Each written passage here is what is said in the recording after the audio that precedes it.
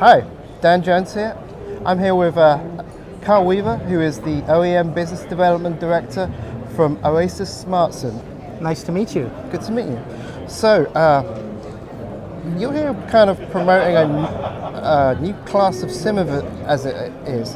Can you tell us what an eSIM is? Yes, eSIM is, the term E means embedded SIM, but the actual technical term for the engineering crowd is the EUICC, embedded UICC, Universal Integrated Circuit Card. And this is very brand new technology that's being embedded into first smartwatches, eventually tablets, smartphones, and of course 4G. It's being embedded as 4G into the cars as well. It's an eSIM going into the connected car. It's going to go into everything. But are there particular kind of low-hanging fruit markets that you would approach first? Yes. I joined Oasis this year, and I had to be very strategic in determining the right market to go after, because there's an industrial and then there's a consumer side of this industry for embedded SIM. I chose the smartwatch low-hanging fruit ecosystem because, first of all, smartwatches are an easier IoT entry point. It's cheaper. They're starting to proliferate in the Far East and also in Europe, and the Apple iWatch is available. So you could say that Apple really turned on the spigot for smartwatches in general, but Samsung Gear S2 is really one of the better smartwatches because it has standalone 4G LTE connectivity, the watch itself. It can call and receive without being tethered with Bluetooth to the smartphone. Right. So it's actually, it has more connectivity.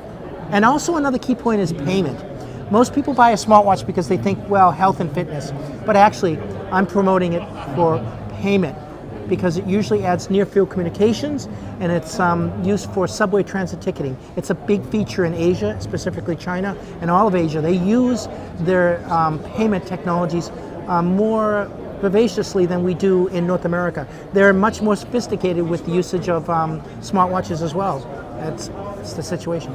Sure, and that's already quite a bit of change from the way we normally think of the humble SIM, just as a phone kind of, I think you slide in the phone, but you were telling me that GSMA is likely to shake up the SIM industry once again pretty soon. Yes, it's about to happen, because what people don't realize is the GSMA's remote SIM provisioning program for the M2M modules, it's already standardized. So that's why you see it in connected cars, the 4G connectivity because of the 4G modem, but also because of the SIM card.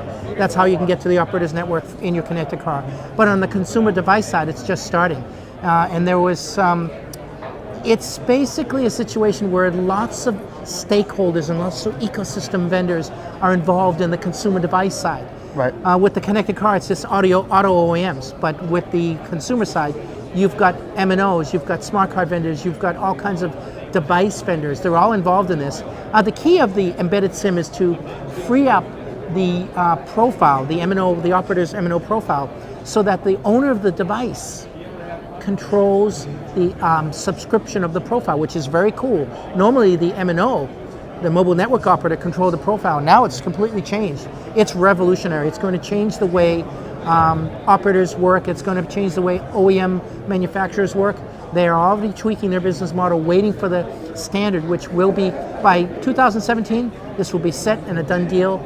We hope, anyway. And the key is Apple and Samsung are on board. That's the key. Great. All right. Thank you so much for your time. My pleasure. Thank you.